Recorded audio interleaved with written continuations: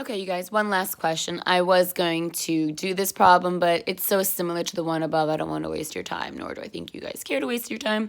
So I'm just going to ignore it. If you want to see it, it's up there. But I really want to do this one to get you guys to understand it. You have to do a little bit of thinking. So for this problem, I want to find the surface area of this figure. If you remember, a surface area means you want to cover all the parts. So it says the cylinder is divided into 4 equal parts. So of this, we have a cylinder. And this is 90, so we want 1/4 of your cylinder. Okay, so we can understand that. That's our first kind of concept. But there's an extra point with that we have to be aware of. And I'll explain that in one moment. So let's first find the surface area of the cylinder. Again, surface area, I'm trying to give you guys a hint throughout the problem. It covers the outside. So just keep that in mind. So we have 1/4 of the cylinder. So let's write our formula. We have 2 pi r h plus 2 pi r squared, close parentheses. All right, so let's just put our values in. We have 1/4, 2 pi, pretty simple. The radius is 6, my height is 10.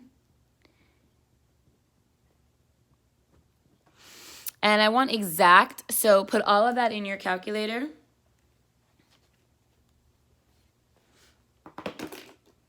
Okay, so if you put all of this in your calculator, 1/4 of this, you will get 48 pi. Great, we're not done, and this is the catch.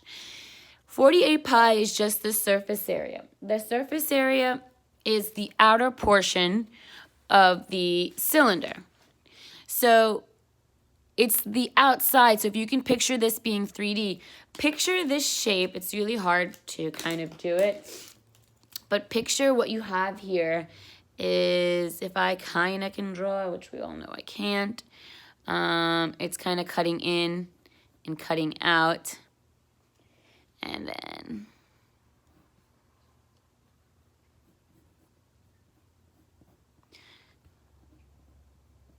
not very good.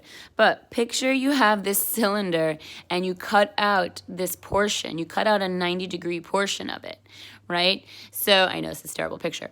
What you have here is this section. So you've already covered the outside of it. So I've covered this area, I've covered this area, and you've covered like the back curve, and you covered this curve.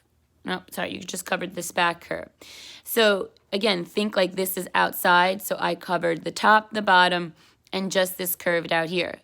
The problem is, and again, it's really hard because it's 3D, is you also want to cover this rectangle part.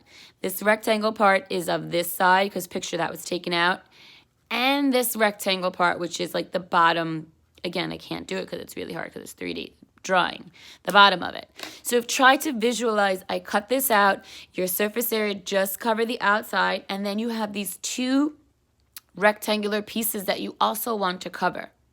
Because again, surface area wants you to cover everything. So that's the hard part. You also want the 2 rectangular pieces that you want to add to it. So once you guys do that, this is your final answer. And I guess, whatever, we'll just say units squared. Oh my God. Okay, so please, hopefully you guys understand that. It makes sense when now you think of it. Maybe not in the beginning you wouldn't have thought about it, but it makes sense when you're taking it out. You have to remember surface area. You want to cover every single surface. Okay, hopefully that lesson wasn't too bad. Your homework should be pretty easy. All right, bye.